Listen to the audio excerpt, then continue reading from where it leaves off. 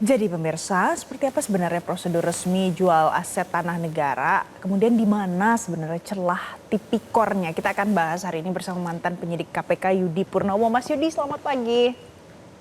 Selamat pagi, Mbak.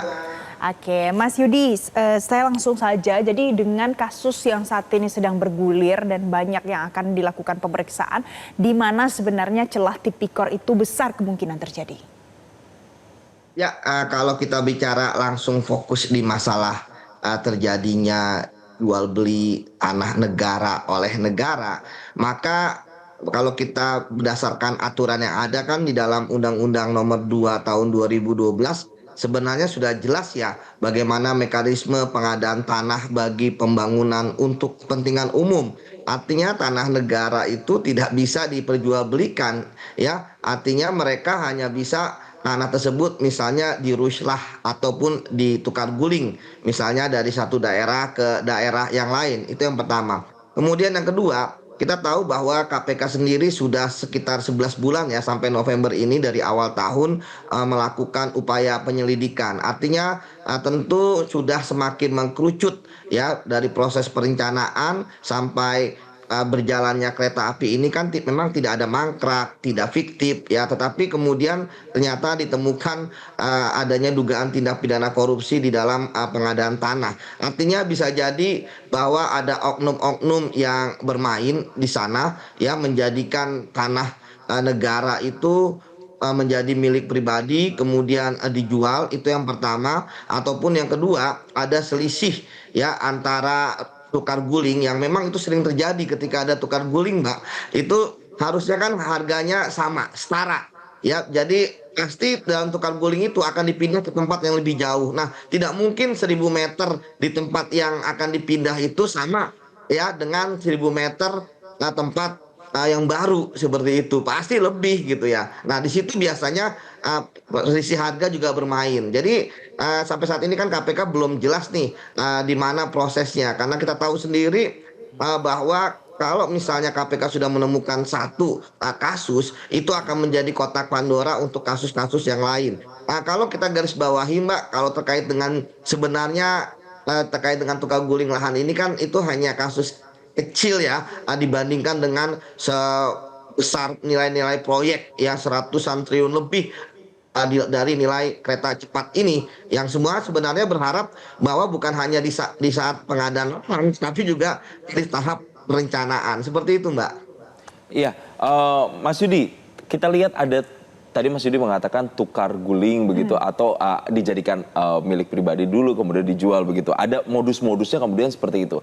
Secara aturannya spesifiknya kalau di Undang-Undang Agraria misalnya memang adakah ketidaksinkronan misalnya dengan peraturan kepemilikan aset negara yang kemudian ini bisa jadi pintu masuk korupsi itu terjadi?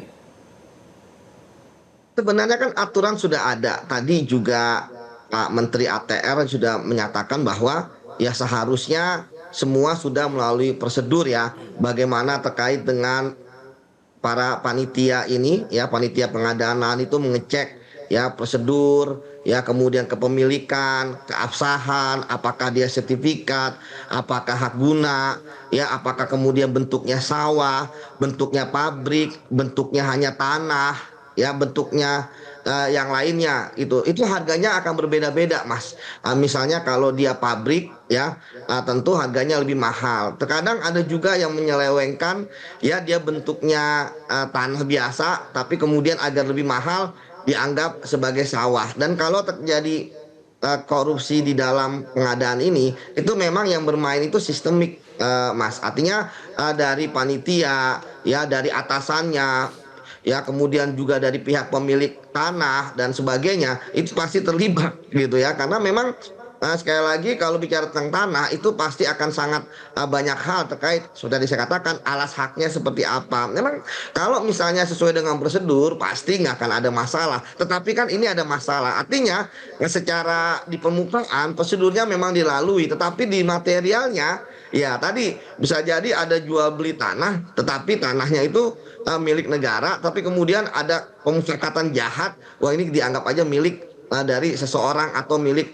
pribadi seperti itu, Mas. Jadi artinya apa yang ada di dalam undang-undang yang tadi saya sebutkan ya mengenai Undang-Undang Nomor 2 Tahun 2012 tentang pengadaan tanah bagi pembangunan untuk kepentingan umum, di mana salah satu kepentingan umum itu adalah pembangunan rel, dalam hal ini kereta cepat, ya. Nah, itu sebenarnya sudah melalui harusnya ada mekanisme yang harus dijalankan. Tapi ketika ada Baik. temuan, ya saya pikir tadi saya katakan bahwa KPK saja sudah berhasil menemukan ini. Saya berharap bahwa sebenarnya proses ini kan nanti kalaupun ada kasus Mbak ya, yang atau Mas ya, yang kena ini itu nggak sampai ke titik puncak dari orang-orang yang ada di terkait dengan proyek ini. Paling yang kena itu hanyalah orang-orang yang memang mereka pragmatis aja, ngaji mumpung ya, bahwa mereka yang memanfaatkan keadaan ya, bahwa oh ini ada pengadaan, yuk kita bermain seperti itu. Mas Jadi Yudi, saya titik pikir kalau puncaknya tuh orang-orang yang ada di puncak tuh maksudnya apa? Jabatan apa?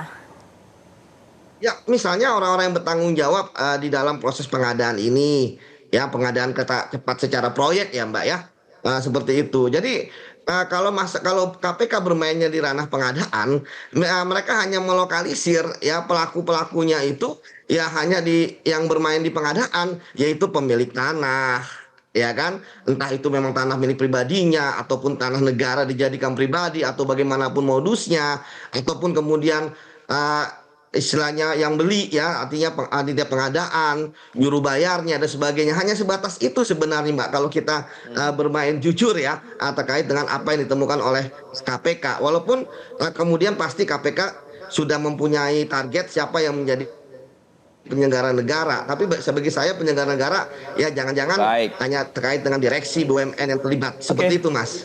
KPK sudah punya targetnya sebenarnya, tapi kita tunggu bagaimana penyelidikannya, pendalamannya nanti tentunya kita menunggu untuk dirilis ke publik. Terima kasih Mas Yudi Purnomo, mantan penyidik KPK telah memberikan informasi bersama kami. Terima kasih Mas Yudi. Jelajahi cara baru mendapatkan informasi. Download Metro TV Extend sekarang.